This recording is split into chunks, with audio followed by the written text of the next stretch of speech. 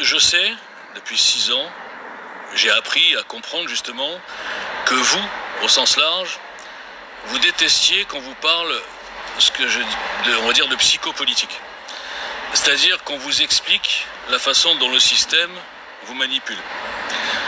Qu'on vous explique la façon dont le système crée de fausses idoles.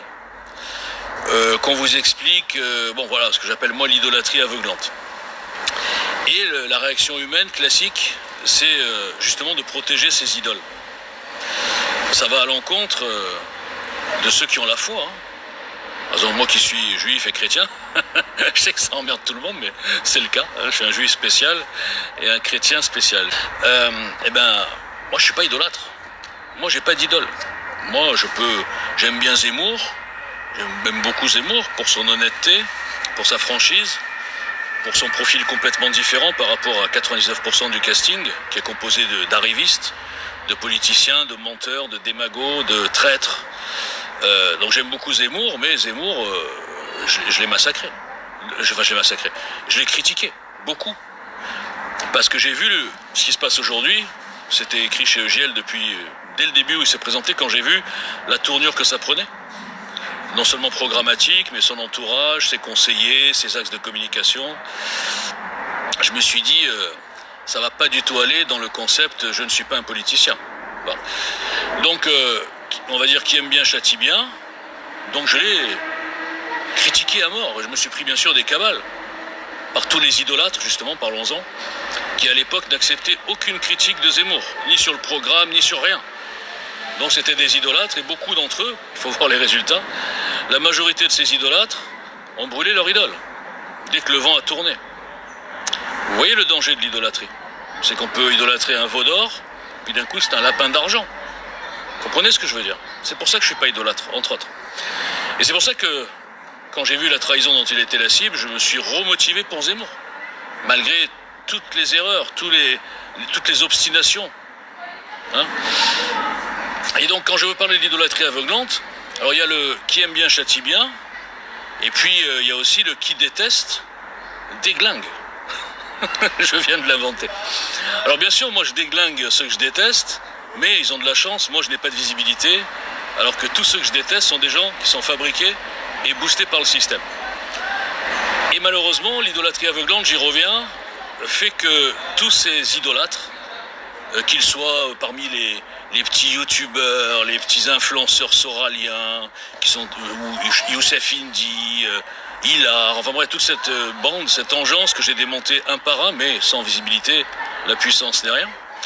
Eh bien, tous les fans de ces gens-là, bien sûr, sont regroupés derrière un seul produit d'appel, qui est mis en tête de gondole par tous ces gens, l'antisémitisme, est déguisé en antisionisme, en anti-khazar, en anti-mondialisme, en anti ce que vous voulez. En bout de chaîne, vous mettez un juif, et ça fonctionne bien, sur le marché porteur. Donc ceux-là, je les déglingue parce que je les déteste. Mais, vous le savez, ils fuient tous. Donc je suis un peu comme Don Quichotte. Je me bats tout seul avec des gens qui autour, même quand ils sont d'accord avec moi, n'osent pas diffuser. Ils n'osent même pas détruire les idoles d'autres personnes. Alors imaginez quand je démonte leurs propres idoles. Et là j'arrive à Jean Messia, qui est une escroquerie sur pattes. Alors, posons-nous des questions. Jean Messia, je vous rappelle que moi, tout le monde laisse entendre, enfin les petits tocards patriotes de diverses équipes qui ont participé au lynchage et à la destruction de JL sur ordre de Jean Messia, pour protéger Jean Messia. Ils vous diront tous, ouais, celui-là c'est un antipatriote, il critique les patriotes, machin et tout, il attaque les patriotes. Non. La vérité c'est que quand je suis arrivé, avec un mouvement politique, avec une proposition politique inédite, qui partait d'en bas, qui ne venait d'aucune caste, aucune loge, enfin bref, je répète tous les jours, avant les gilets jaunes, parce que après c'est devenu la mode, n'importe qui, mouvement citoyen, ils n'avaient pas une seule idée, mais ils faisaient des mouvements citoyens. Et puis eux, ils étaient invités sur les plateaux TV. Je peux vous faire une liste de comiques qui ont été invités, parce que le système, bien sûr, invite les plus nuls pour les ridiculiser. Moi, je crois qu'ils ont très vite compris que personne pourrait me ridiculiser sur un plateau TV. Donc, au-delà de ce boycott, revenons à Jean Messia, quand j'arrive, moi, j'attaque personne. J'attaque personne et tout le monde. J'essaie de faire comprendre aux gens ce que nous voyons aujourd'hui. Ce que c'est que le milieu, le casting politique, les boutiques, les trahisons, les gens sans valeur, sans honneur, qui sont prêts à donner leur cul, soit à l'islam pour avoir des clients, soit à un autre parti pour avoir une alliance, pour essayer d'avoir leur poste, de maintenir leur poste. Ce sont tous des petits boutiquiers. Je parle des patrons de partis, parce qu'il y a plein de gens, ils sont candidats, bon, ils sont pas à mettre dans le même panier, bon. Donc j'essaie de mettre à jour ça avec mon fameux stop politicien. J'essaie de mettre à jour la pièce de théâtre, c'est-à-dire que ce que je dis tous les jours, c'est incroyable que ça ne vous interpelle pas, même quand vous avez un exemple précis. Par exemple, la loi immigration, il y a 3 mois. C'est quand même pas vieux, hein. Vous avez tout oublié. En fait, tout passe avec vous. Le système se marre. Il n'y a qu'un seul vrai grain de sable. Ils ont réussi à l'invisibiliser et même les gens l'invisibilisent. Ils veulent pas la vérité. Ils veulent pas un type qui leur parle franco, de porc, P-O-R-T. Donc, je vous expliquais qu'il fallait construire autre chose parce que tous ces partis qui vous proposent des programmes inapplicables et en plus, même s'ils veulent, ils pourraient ne pas l'appliquer, hein, on l'a vu avec le 49.3, inapplicable dans ce système, on va le voir bientôt avec Bardella s'il est Premier ministre, ou même Bardella en 2027 s'il est président. Peut-être qu'ils comprendront les gens, j'en sais rien, en tout cas moi je serai mort d'ici là. Et donc autre chose, et puis je disais, justement pour lutter contre l'idolâtrie, le 3e slogan c'était donc construire autre chose, stop politicien, c'est-à-dire stop à tous ces profils de politiciens. Je voulais monter une équipe de France complètement différente, dans laquelle il y avait Zemmour d'ailleurs. Et le troisième axe, c'était quoi avant qui? C'est qu'avant de penser qu'est-ce qu'il est bon celui-là, machin et tout, et l'idolâtrie quoi, de la 5e République, hein, parce que c'est comme ça qu'on vous a élevé à l'homme providentiel. J'ai dit les gars, soyez un petit peu mûrs, regroupons-nous d'abord derrière un programme, derrière des idées, derrière des analyses incassables, des propositions qui pourraient rassembler bien au-delà de chacun de ces boutiquiers qui a une cible bien précise. Et qui l'élargit pour choper des clients, et ensuite qui la rétrécit parce qu'ils ne peuvent pas faire ce qu'ils avaient promis. C'est ça le jeu, hein, politicien. Essayons de constituer quelque chose qui puisse rassembler sans mentir, avec un contrat de confiance. Ça s'appelle donc le quoi avant le qui. J'ai dit le qui, on le trouvera plus tard, on s'en fout.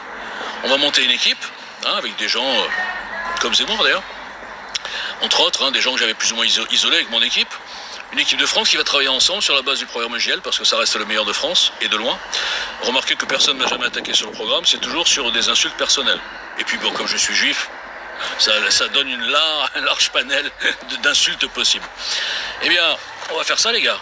Ensuite, cette équipe, une 40aine de personnes, que j'avais imaginé, parce que j'étais naïf, hein, qui bossent ensemble, qui arrivent à avoir une proposition le plus tard possible, je dis bien le plus tard, je parlais pour 2022, hein, le plus tard possible pour que les attaques ne se concentrent pas sur notre candidat, le plus tard possible, ils éliront eux-mêmes en comité, hein, dans une élection où ils ne peuvent pas bien sûr voter pour eux-mêmes, et en fonction des réunions qu'ils auront vues, qui travaillent comment, etc., machin, c'est eux qui éliront le candidat parmi cette équipe, qui sera aussi l'équipe gouvernementale, le plus tard possible. Et là, on aurait mis par terre tous les partis.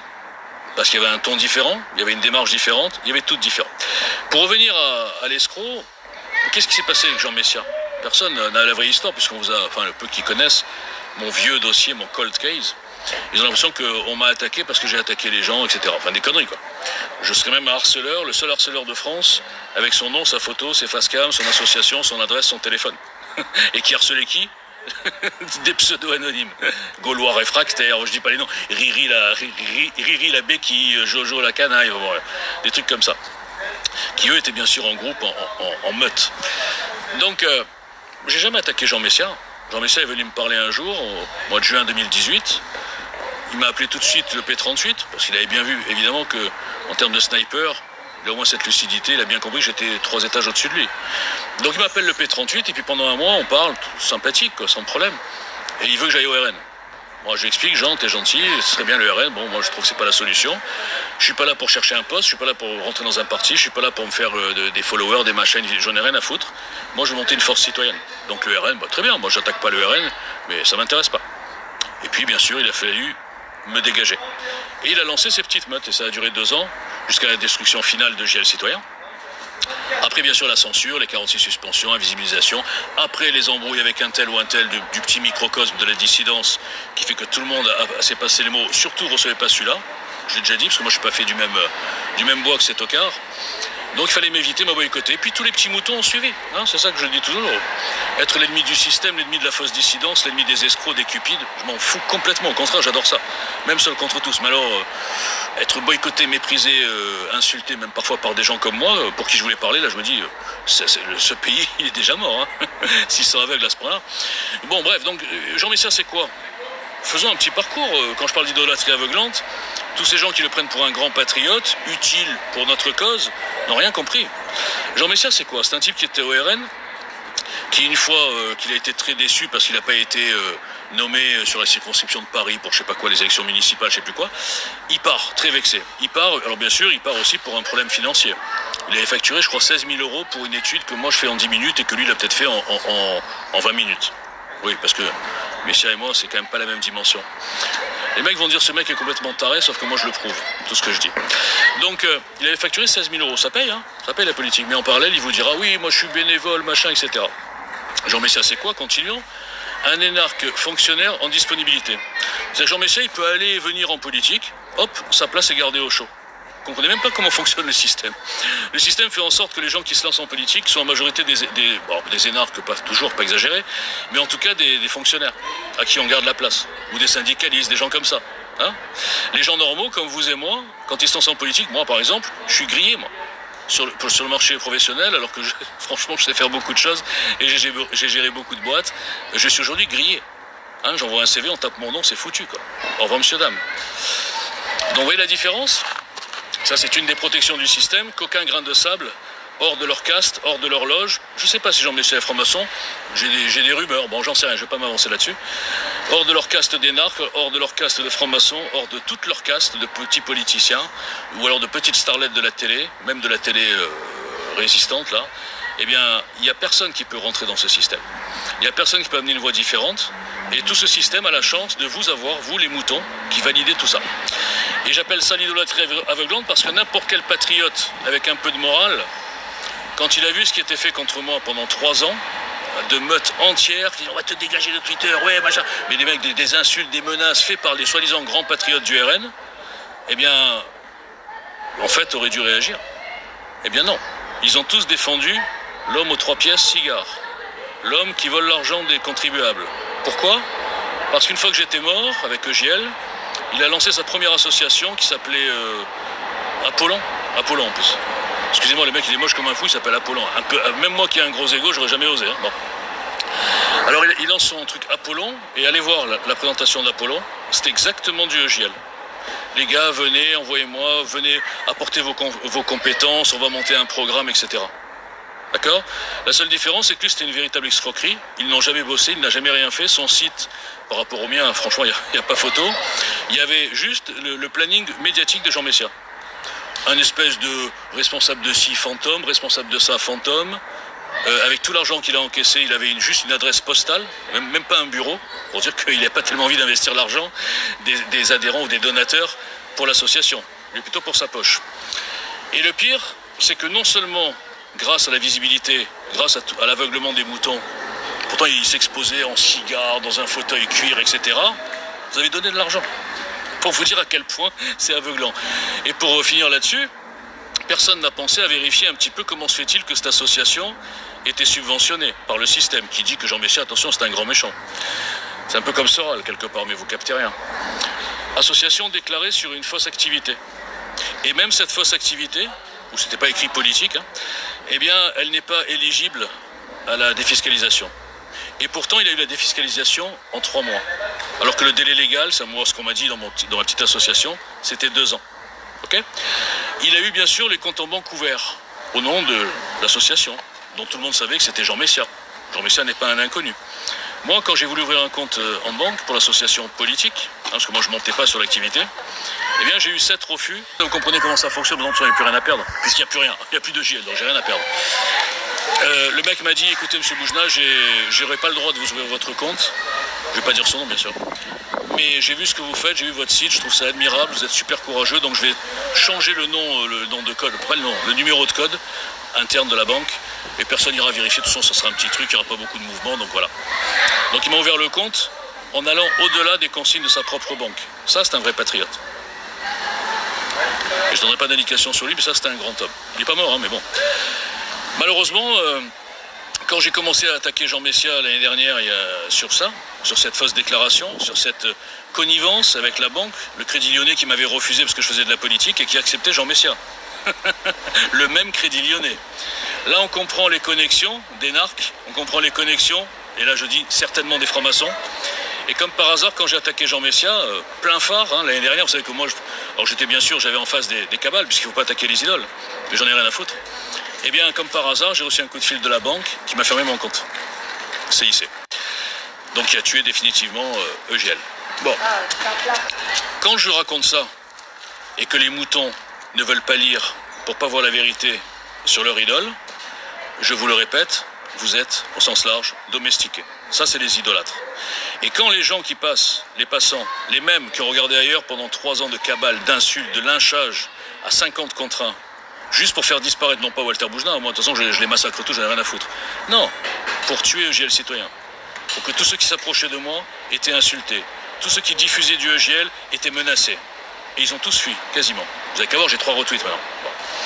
Quand vous voyez tout ça organisé par soi-disant des petits moutons, des outils de partis politiques boutiques, et par un grand patriote qui fume le cigare avec son costume 3 pièces, qui va et qui vient là où il y a de l'oseille, et vous vous dites ça c'est un patriote, il faut le défendre, c'est un patriote.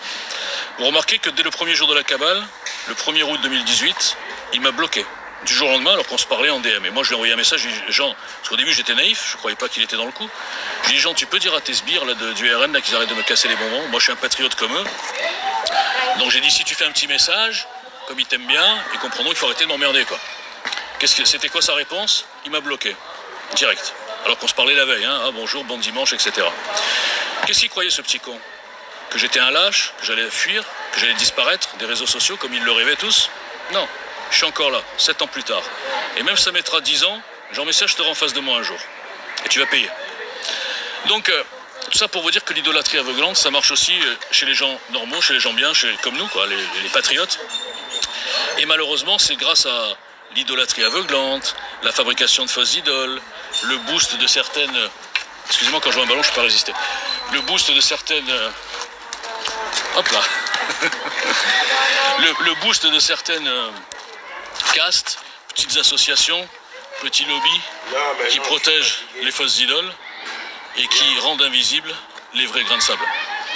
Et dans un monde normal, vu tout ce que nous vivons surtout depuis 2017, les vrais résistants devraient comprendre qu'un type comme moi, qui est boycotté par le système et par toutes ces petites idoles, toutes ces petites starlettes que je mets par terre, en vérité, c'est pas anodin. C'est pas que je suis taré, que je suis fou, que je sais pas quoi. C'est que je suis le meilleur et ils le savent. Vous avez compris? Le meilleur. Vous savez pourquoi le meilleur? Parce que moi, je suis pas d'abord un camelot. Deuxièmement, je suis pas juste un lanceur d'alerte, bien que sur tous les dossiers, j'étais toujours en avance, mais personne ne diffusait mes articles. Mais je suis aussi quelqu'un qui propose du politique. Ce que personne ne fait dans ce système. Personne ne vous propose une vraie alternative politique. Que ce soit les Sora, les Indy, tous ces connards. Ils cherchent juste des coupables pour gagner leur vie. Ils vendent des bouquins, des machins, et vous les prenez pour des idoles. Si c'était des vraies idoles, ils n'auraient pas peur de moi. Ça fait 6 ans qu'ils me fuient tous, ils me bloquent. La Libye, oh là là, il est fou. Ça tient pas de 2 secondes. Sauf chez les idolâtres. Donc tout ça pour vous dire, mesdames et messieurs, que Jean Messia est une petite ordure, je le dis face cam, je le dis plusieurs fois, et qu'il me débloque, qu'il ose débattre avec moi et que je le mette à poil, à nu, devant tous les vrais patriotes, qu'ils comprennent à quel point il était nuisible, non seulement à la cause, mais en plus à Reconquête. Et que dans tous les cas, un soi-disant patriote qui détruit un mouvement citoyen, qui veut détruire un homme par toutes sortes de petites méthodes, et qui passe pour un grand patriote, ça n'est pas un patriote, c'est un petit cupide. Ah, je suis là, hop là. C'est un petit cupide. Mais si vous aimez les cupides, les démagos et les menteurs, et les lâches, ils ont même peur d'un débat. Vous imaginez ces gens, bon je vais arrêter parce qu'il y a du monde là. Ils ont même peur d'un débat les gars. C'est ça que vous validez la lâcheté, la cupidité. Allez, au revoir, merci, au revoir.